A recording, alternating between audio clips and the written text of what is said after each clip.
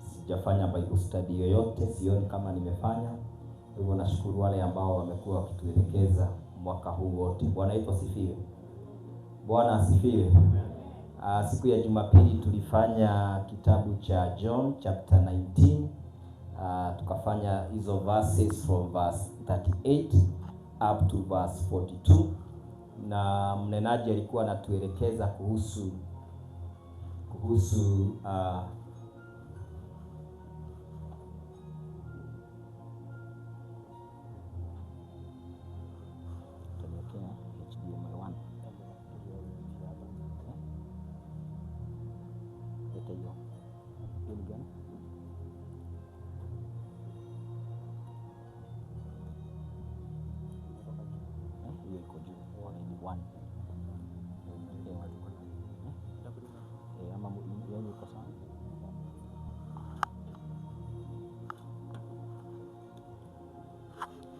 Jumapili kiongozi alikuwa anatuongoza kuhusu the body of Jesus Christ, na siku ya leo tutaendelea na chapter 20.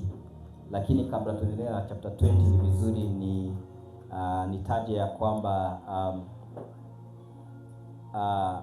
the body of Jesus ni muhimu sana katika maandiko. Bwana yetu asifiwe. The body ya Yesu ni muhimu sana katika maandiko, maana sio tu kuzikwa. Inaonekana ya kwamba hatuziki mtu ambaye hajakufa. Bwana yetu asifiwe. Tunazika mtu ambaye amefanya nini? Iko sawa sasa. Tunazika mtu ambaye amefanya nini? Bwana asifiwe. Tunazika mtu ambaye amefanya nini? Amekufa. Na Pilate pamoja na wale maaskari walienda wakadhibitisha ya kwamba Yesu amekufa. Ndio maana hawakumvunja miguu. Lakini wale wezi wengine hawakuwa wamekufa wakavunjwa miguu. Na Pilate pia alitudhibitishia ya kwamba Yesu aliwekwa msalabani bila makosa. Na unakumbuka katika ile system ya kutoa dhabihu ya wana wa Israeli, walikuwa wanaambiwa ya kwamba watafute mbuzi ambao haina lawama, haina madoadoa, ambayo iko blemish. Kwa hivyo Pilate alikuwa ametuhakikishia ya kwamba Yesu kukufa msalabani sio kwa sababu alikuwa na makosa, lakini ni kwa sababu ilikuwa ifanyike hivyo kwa sababu ya mimi na wewe. Bwana yetu asifiwe. Na la Sunday tukaongozwa kuhusu kukufa kwa Yesu, kuzikwa kwa Yesu, na Biblia inasema ya kwamba alifungwa na kitambaa ambacho wanaita the linen. Unajua wakati ule mtu ambaye akikufa alikuwa anafungwa, alikuwa anafungwa na kitambaa kama venye unaona alikuwa anafungwa. Kwa hivyo sio kama wakati wale. Unajua, unaweza jiuliza, Yesu alikufa na akazikwa, na siku hizi mazishi tunajua ni kuweka kwa saduku, kupigilia msumari. Aliwezaje akafufuka? Bwana yetu asifiwe. Kwa hivyo nikaona ni vizuri tupate picture ili tuweze kuelewa, tukisema ya kwamba Yesu alifufuka ilikuwa namna gani. So alikuwa amefungwa na hiyo kitambaa. Wakati ule mtu akikufa, kulingana na the Jewish custom, walikuwa wanafunga na mtu na kitambaa. Wakimfunga na kitambaa tena wakimfunga na kitambaa, wanaenda wanamuweka katika mahali ambapo panaitwa atum, wanamulaza mahali pale. Bwana yetu asifiwe. Na kwa sababu hakukuwa na kama siku ya leo kumwaga mchanga, so akilazwa mahali pale, jiwe inawekwa pale kwa mlango ya ile tunaita sasa kaburi. Praise the name of the Lord. Bwana yetu asifiwe. Kwa hivyo ni vizuri upate picture, tukisema Yesu alifufuka, upate picture ya kwamba Yesu kufufuka inamaanisha kuliendaje. Praise the name of the Lord. Bwana asifiwe. Kwa hivyo wakati ule Yesu alikuwa amelazwa mahali pale, Biblia inasema ya kwamba akafufuka na kaburi ikaweza kutoka. Kwa hivyo we are not having a physical burial that we know. Sisi tunajua kuzika ni kuweka kwa shimo na kuweka mchanga. Lakini kwa wakati ule, according to the burial system ya wana wa the Jewish, it was a tomb ambao imewekwa mawe pale kwa mlango. Kwa hivyo wacha tusome katika kitabu cha John chapter 20 verse 1. John chapter 20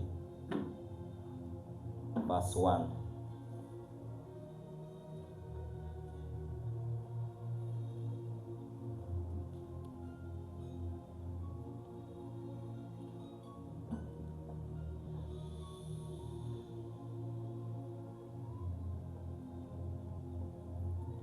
Nasema hivi, John chapter 20 verse 1. Now on the first day of the week, Mary Magdalene came to the tomb early, while it was still dark, and saw that the tomb, the stone had been taken away from the tomb.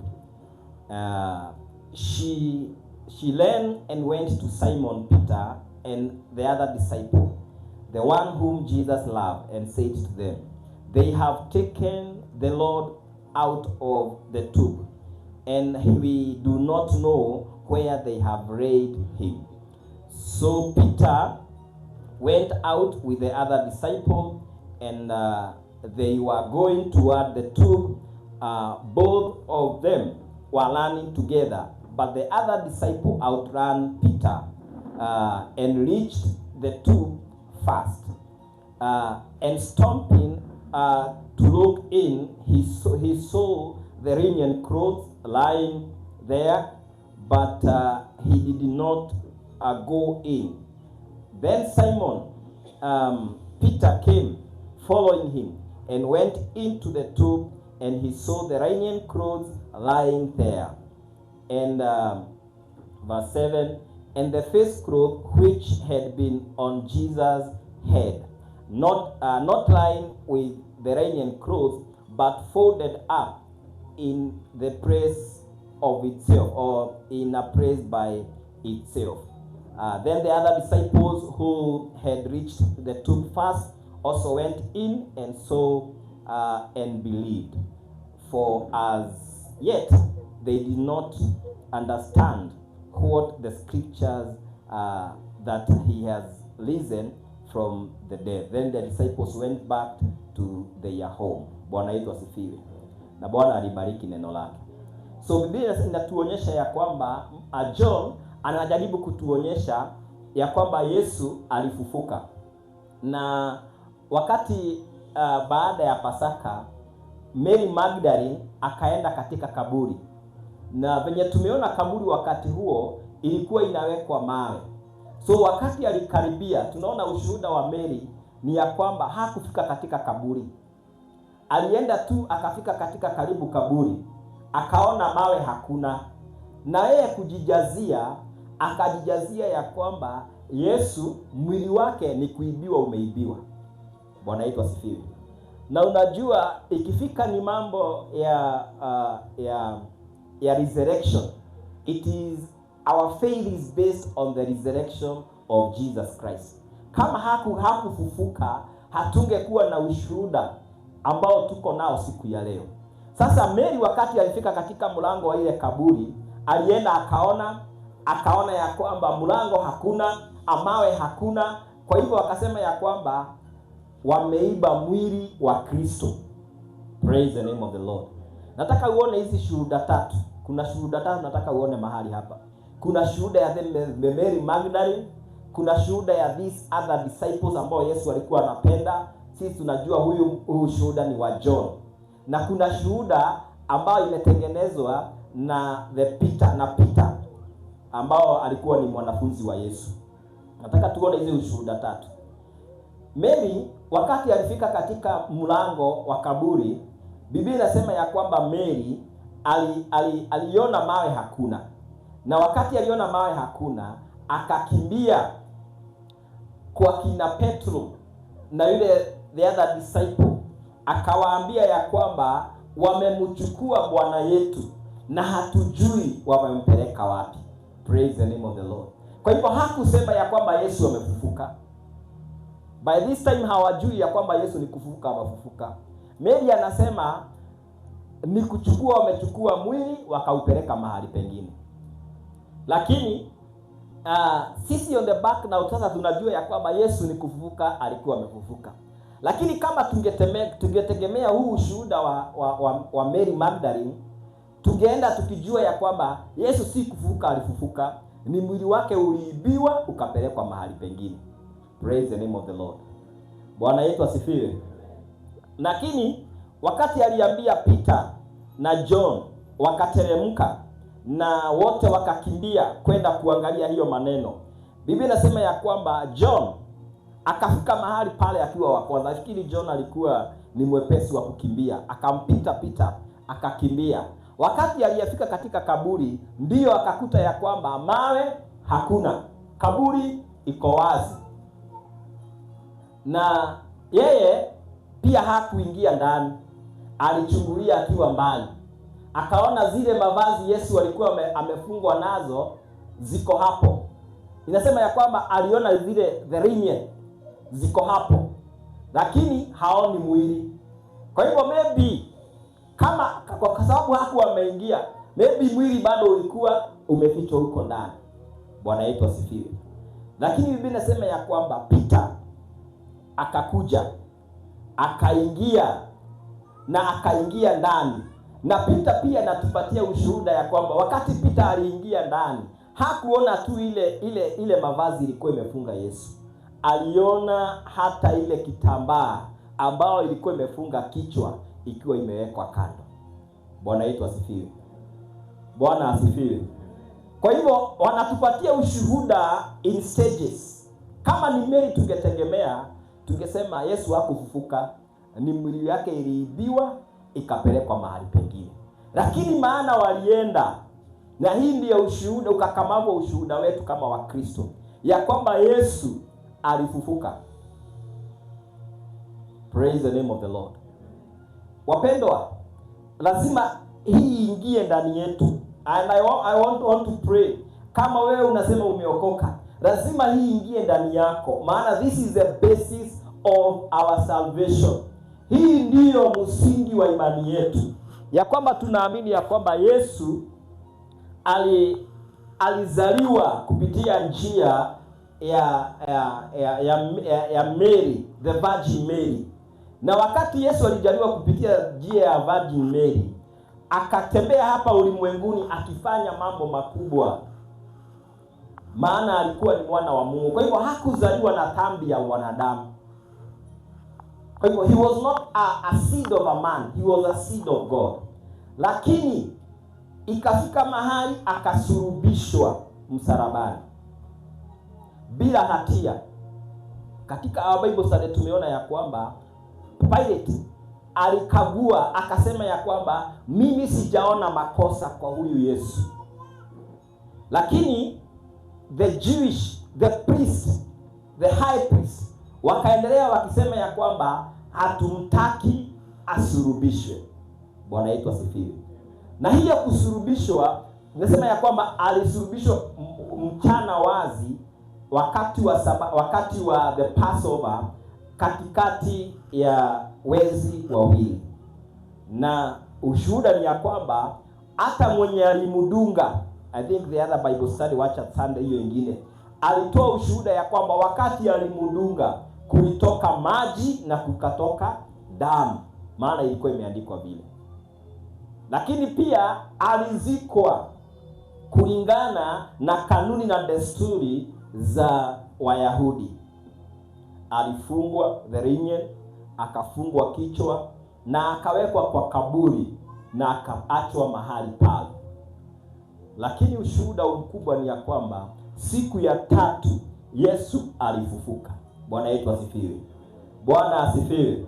Na wanafunzi walienda hadi kaburini na wakadhibitisha ushuhuda ni ya kwamba Yesu hayuko kaburini. Walienda wakapata vitambaa ambazo walikuwa wamefungwa nazo zimelala mahali pale, lakini Yesu hawakumuona mahali pale. Praise the name of the Lord. Bwana yetu asifiwe. Nataka tuangalie katika kitabu cha 1 Corinthians, wa Korintho wa kwanza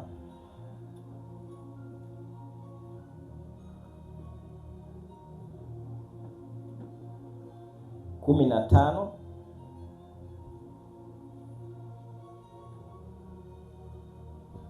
Wakorintho wa kwanza 15.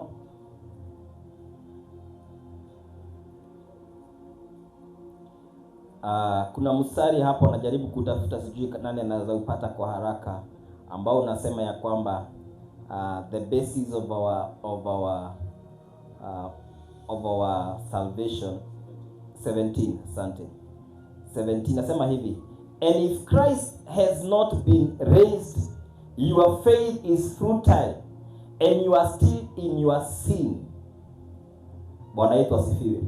Kama Yesu hakufufuka, imani yenu ingekuwa ni ya bure na mungekuwa bado mko katika dhambi. Kwa hivyo uzuri wetu ama ile furaha yetu ni ya kwamba Yesu alifufuka siku ya tatu. Bwana yetu asifiwe. Praise the name of the Lord. Wacha nikwambie, kama kuna kitu ambayo, kuna imani ambayo itakupeleka mbinguni, ni imani hii ya mambo haya ninataja, na tumeyaona katika hii kitabu cha John. Ya kwanza ya kwamba Yesu ni mwana wa Mungu, na ya kwamba huyu Yesu alisulubishwa msalabani bila hatia kwa sababu ya mwanadamu, na ya kwamba huyu Yesu alizikwa, kaburi yake inajulikana, alizikwa. Lakini huyu Yesu siku ya tatu, kuna ushuhuda kamili ya kwamba baada ya kuzikwa aliweza kufufuka, na kuna ushuhuda kamili, kaburi, zile vitambaa ambazo walikuwa wamefungwa zilionekana katika kaburi. Bwana yetu asifiwe. Kwa hivyo hiyo ndio ushuhuda wetu ya kwamba Yesu alifufuka. Bwana yetu asifiwe. Namshukuru Mungu kwa sababu ya watu kama Peter, kwa watu kama John, ambao kwa niaba yetu walikimbia pale kaburini kudhibitisha ya kwamba ambayo wanaandika ni ya ukweli, ya kwamba Yesu hayuko msalabani, hayuko kaburini tena, mbali amefufuka. Bwana yetu asifiwe. Praise the name of the Lord. Lakini Biblia inasema ya kwamba wakati ule hawakuelewa haya maneno. Huo mstari wa ngapi? Mstari wa 9. For as yet they did not understand the scripture that he must rise from the dead. Kwa hivyo wao na maybe walienda wakichanganyikiwa, kwani walimpeleka wapi Yesu? Maybe walienda wakichanganyikiwa, kwani mwili wa Kristo umeenda wapi? Lakini hawakuelewa ya kwamba ilikuwa imeandikwa siku ya tatu atafufuka. Praise the name of the Lord. Sasa baadaye ndio wanaendelea wakijua ya kwamba kumbe ilikuwa ya kwamba atafufuka siku ya tatu. Na John hatupatii the details venye hiyo mawe iliondolewa. Mtu ambaye anatupatia details ya jinsi hiyo mawe iliondolewa ni mtu ambaye anaitwa Matthew. Matthew anatuambia ya kwamba hiyo siku wakati ilifika, malaika wa Bwana alishuka, na wakati alishuka yeye mwenyewe ndiye alitoa ile mawe na akaikalia. Nao maaskari wakaanguka chini wakiwa kama watu wamekufa. Na wala maaskari katika kitabu cha Matthew inasema ya kwamba walishuhudia na wakaona vinchi kulienda, lakini wakalipwa pesa nyingi waende wakisema ya kwamba ni wanafunzi walikuja wakaiba mwili ili isemekane alifufuka. Lakini ukweli ni ya kwamba Yesu mwenyewe alikuwa amefufuka. Bwana yetu asifiwe. Wacha tu maybe tuangalie hiyo Matthew, tuone venye Matthew anatuambia. Matthew chapter 28.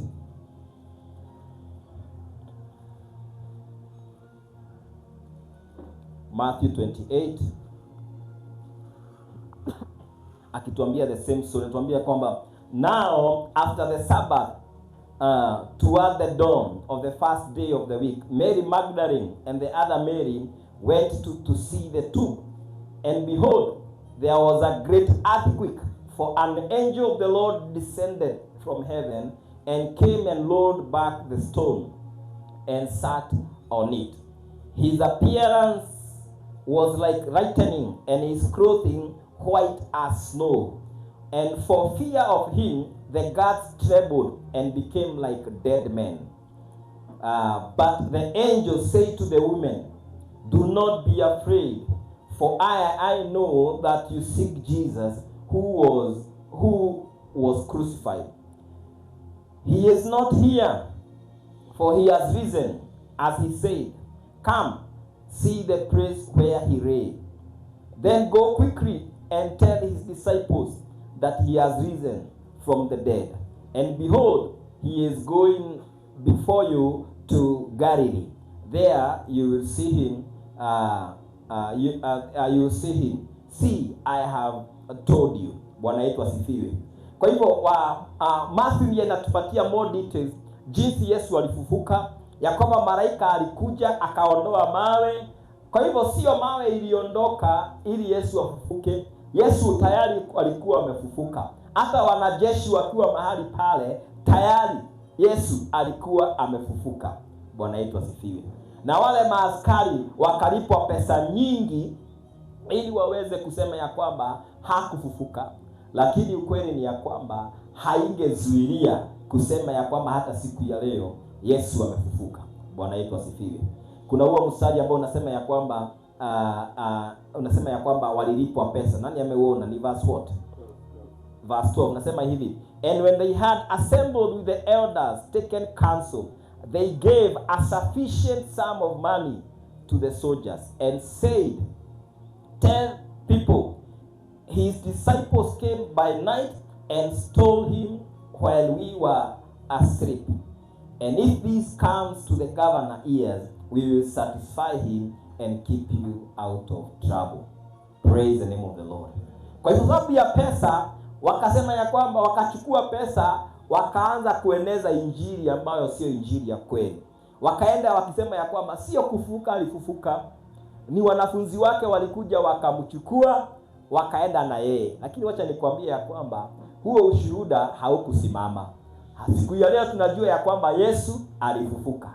Praise the name of the Lord. And there is an empty tomb ambayo inaonyeshana ya kwamba Yesu alifufuka. Praise the name of the Lord. Na hiyo ndiyo msingi wa imani yetu. Kama hangefufuka, hatungekuwa na msingi wa imani siku ya leo. Msingi wa imani yetu uko ya kwamba Yesu siku ya tatu alifufuka. Bwana yetu asifiwe.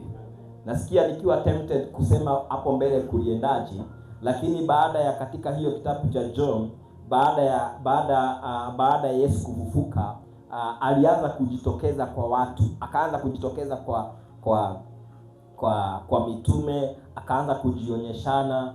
Na Biblia inasema ya kwamba katika kitabu cha Acts chapter 1 verse 3, Acts chapter 1 verse 3, maybe tunaweza iangalia Acts chapter 1 verse 3. Acts chapter 1 verse 3 inasema hivi, and he presented himself alive to them after his suffering by many proofs. Yani Yesu alijitokeza kwao kwa njia nyingi, kwa siku kama 40 alijitokeza akijionyeshana ya kwamba yeye yu hai. Bwana yetu asifiwe. Praise the name of the Lord. Kwa hivyo sio kufufuka tu alifufuka na wakapata kaburi iko empty, alijionyeshana kwa wao kwa siku nyingi ya kwamba yeye yu hai. Praise the name of the Lord. Bwana yetu asifiwe. Na hiyo ndiyo the basis of our faith, ya kwamba Yesu Kristo amefufuka. Nikataka tusimame na miguu yetu na tumshukuru Bwana kwa sababu ya hiyo, ya kwamba tunamfuata mfalme ambaye hayuko kaburini, bali mfalme ambaye amefufuka. Praise the name of the Lord. Tunamfuata ambaye amefufuka. Tunamfuata ambaye yeye amefufuka na yeye hayuko kaburini, maana yeye ni Bwana. Praise the name of the Lord. Kama hangefufuka, 1